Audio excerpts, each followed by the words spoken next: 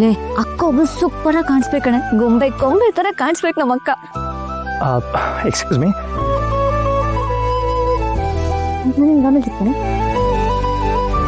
ಏನ್ ಹೇಳಿ? ಸಾರಿ ಹೀಗೆ ಕೇಳ್ತೀನಿ ಅಂತ ತಪ್ಪು ತಿಳ್ಕೊಬೇಡಿ. ಆದರೆ ಮೊನ್ನೆ ಎಂಗೇಜ್ಮೆಂಟ್ ಆದಾಗಿಂದ ನಿಮ್ಮ ಹತ್ರ ಒಂದು ಡೌಟ್ ಕೇಳಬೇಕು ಅಂದ್ಕೊಂಡಿದ್ದೆ. ನಿಮ್ ಡೌಟ್ ಕರೆಕ್ಟ್ ಇದೆ ಸರ್, ನಾನು ನಿಮ್ ಸ್ಟೂಡೆಂಟೇ. ನಿಮ್ ಕ್ಲಾಸ್ ಸ್ವಲ್ಪ ಬೋರಿಂಗ್ ಅಲ್ವಾ? ನಿಮ್ ಕ್ಲಾಸ್ ಬಂದಿದ ತಕ್ಷಣ ಎದ್ದೋಗ್ಬಿಡ್ತಿದೆ ಅಷ್ಟೇ. ಅಲ್ಲ, ಅದೇ ಅನ್ಕೊಂಡೆ ನಿನ್ನ ಎಲ್ಲೋ ನೋಡಿದ್ದೀನಿ ಅಂತ. ನಾನು ನಿಮ್ ಸ್ಟೂಡೆಂಟ್ ಅಂತ ಗೊತ್ತಾಗಿದ್ದ ಮುಂಚೆ ನೀವು ತಾವು ನಿಮ್ ಸ್ಟೂಡೆಂಟ್ ಅಂತ ಗೊತ್ತಾಗಿದ್ದ ತಕ್ಷಣ ನೀನು ತಾನುನಾ? ಏನ್ ಸರ್, ಸ್ಟೂಡೆಂಟ್ ಕನ್ನೋರಿಗೆ ಬೆಲೆನೇ ಇಲ್ವಾ, ವ್ಯಾಲ್ಯೂನೇ ಇಲ್ವಾ? ಅದೆಲ್ಲ ಬಿಡು, ಇಲ್ಲಿ ತಿಂಡಿ ಸರ್ವೆಲ್ ಮಾಡ್ತಾ ಇದ್ದಾರೆ.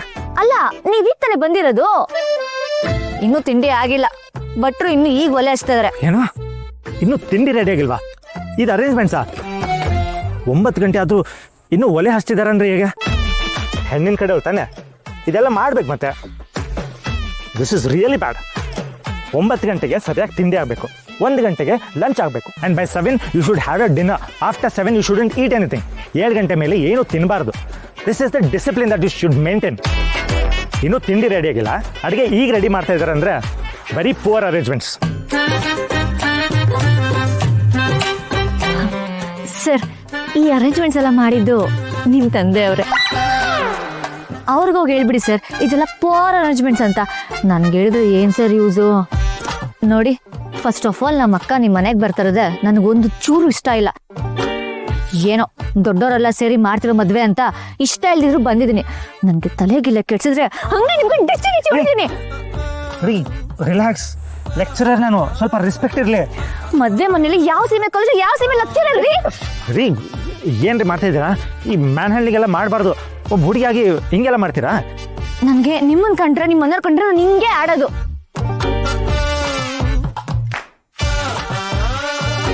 ನನಗೇನಾದ್ರು ಅಂದಿದ್ರೆ ಬೇಜಾರಾಗ್ತಿರ್ಲಿಲ್ಲ. ಅದೇ ನನ್ನ ಫ್ಯಾಮಿಲಿಗೆ ಅಂದಲ್ಲ, ನೋಡ್ತಾ ಇರೋ ನಿಂಗೆ ಹೇಗೆ ಆಟ ಆಡ್ತೀನಿ ಅಂತ.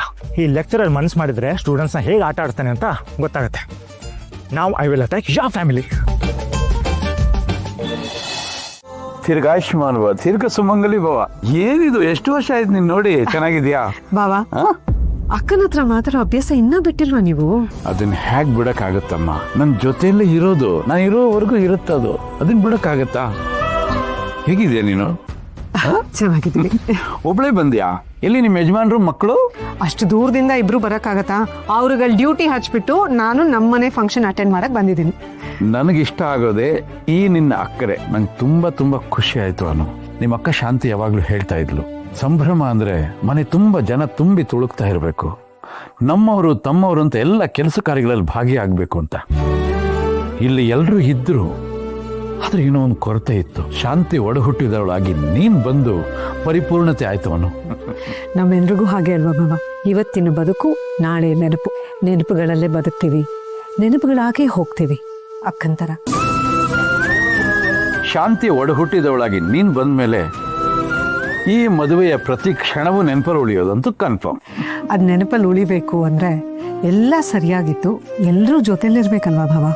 ಹೌದು ಅನು, ಇಂಥ ಸುಂದರವಾದ ಸಂಭ್ರಮದಲ್ಲಿ ನಿಮ್ಮ ಅಕ್ಕ ಒಬ್ಳು ಇಲ್ಲ ಅನ್ನೋದೇ ದೊಡ್ಡ ಕೊರಗು. ನಾನು ಅಕ್ಕನ ಬಗ್ಗೆ ಮಾತಾಡ್ತಾ ಇಲ್ಲ ಭಾವ.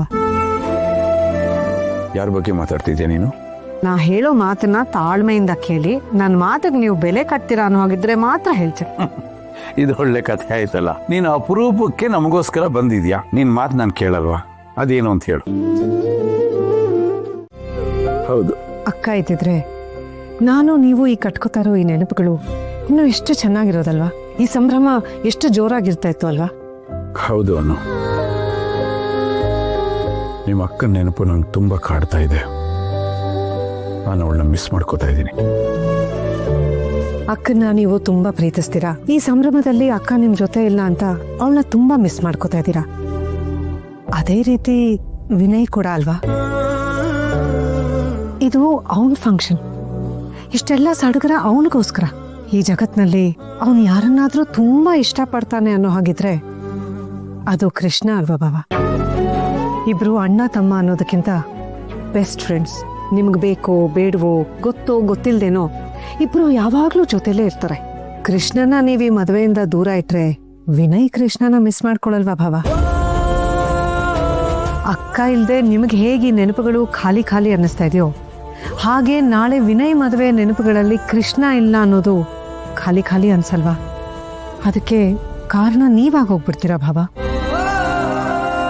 ನಾನ್ ನಿಮ್ಮನ್ನ ನೋಡ್ದಾಗಿದ್ದ ನೀವೊಬ್ಬ ಬಿಸ್ನೆಸ್ ಮ್ಯಾನ್ ಆಗಿ, ಒಬ್ಬ ಶ್ರೀಮಂತನಾಗಿ ಸ್ಫೂರ್ತಿಯಾಗಿಲ್ಲ, ಒಬ್ಬ ಮನುಷ್ಯನಾಗಿ ಸ್ಫೂರ್ತಿಯಾಗಿದ್ದೀರಾ. ಎಷ್ಟೇ ಎತ್ತರಕ್ಕೆ ಬೆಳೆದ್ರು ಬೇರೆಯವರ ಹಿತಾಸಕ್ತಿನ ಬಯಸುವಂತ ಮನುಷ್ಯನಾಗಿ ಬದುಕಿದ್ದೀರಾ. ಆದ್ರೆ ಇವತ್ತು ಸ್ವಂತದವರ ಸಂತೋಷಕ್ಕೆ ಅಡ್ಡಗೋಡೆ ಆಗಿದ್ದೀರಾ ಅನ್ನೋದು ನಿಮಗ್ ತಪ್ಪು ಅಂತ ಅನ್ನಿಸ್ತಾ ಇಲ್ವಾ? ಬಹಳ ಬುದ್ಧಿವಂತೆ ನೀನು. ಎಲ್ಲ ನಿಮ್ಮ ಅಕ್ಕನ ತರಾನೇ ಮಾತಿನಲ್ಲೇ ಕಟ್ ಹಾಕ್ಬಿಡ್ತೀಯ ನನ್ನ. ಸರಿ ತಪ್ಪು ಚರ್ಚೆ ಮಾಡಕ್ಕೆ ಬಿಡಲ್ಲ. ಆಗ್ಲಿ, ದುಃಖ ಏನಿದ್ರು ನನಗೆ ಇರಲಿ. ಅಣ್ಣನ ಸಂತೋಷಕ್ಕೆ ತಮ್ಮ ಬರಬೇಕು ಅನ್ನೋದಾದ್ರೆ ಬರಲಿ. ಇದು ನಮ್ ಭಾವ ಅಂದ್ರೆ ನಾನು ಅಮೇರಿಕಾಯಿಂದ ಮದುವೆಗೆ ಬಂದಿದ್ದಕ್ಕೂ ಸಾರ್ಥಕ ಆಯ್ತು. ಆದ್ರೆ ಒಂದು ಕಂಡೀಷನ್. ಕಂಡೀಷನ್ ಅಲ್ಲಿರೋ ಗಾಡಿ ನೋಡಿದೀನಿ, ಆದ್ರೆ ಪ್ರತಿಯೊಂದಕ್ಕೂ ಕಂಡೀಷನ್ ಹಾಕೋ ಬಾಡಿ ಅಂದ್ರೆ ನೀವೇ ನೋಡಿ ಭಾವ. ಈ ರೀತಿ ಎಲ್ಲ ತರಲೆ ಮಾಡಿ ನನ್ನ ರೇಕ್ಸೋ ಸಲಿಗೆ ಇರೋದು ನಿನ್ನೊಬ್ಳಿಗೆ ಮಾತ್ರ. ಸರಿ, ಇವಾಗ ಕಂಡೀಷನ್ ಏನು ಹೇಳಿ. ಅವನು ಒಳಗೆ ಬರಬಹುದು, ಆದರೆ ಅನಗತ್ಯವಾಗಿ ನನ್ನ ಕಣ್ಣಿಗೆ ಕಾಣಿಸ್ಕೋಬಾರ್ದು. ಇಲ್ಲಿ ಯಾವುದೇ ಕೆಲಸ ಕಾರ್ಯಗಳನ್ನು ಕೆಡಿಸಬಾರ್ದು. ಇಲ್ಲ ಸಲ್ಲದ ತರಲೆ ತಾಪತ್ರೆಗಳನ್ನೆಲ್ಲ ಮಾಡಬಾರ್ದು. Okay done. ನೀನ್ ಡನ್ ಅನ್ನೋದಲ್ಲ, ಅವನು ಅದನ್ನ ಹಾಗೆ ಪಾಲಿಸ್ಬೇಕು. ನಾನ್ ಹೇಳಿದ್ಮೇಲೆ ಅವನು ಹೇಳ್ದ ಹಾಗೆ, ನೀವು ಹೇಳ್ದಂಗೆ ಎಲ್ಲ ನೋಡ್ಕೋತೀನಿ. ಓಕೆನಾ? ಒಟ್ಟಿನಲ್ಲಿ ಎಲ್ರೂ ಖುಷಿ ಖುಷಿಯಾಗಿರ್ಬೇಕು. ಹೀಗಲ್ಲ, ಹೀಗೆ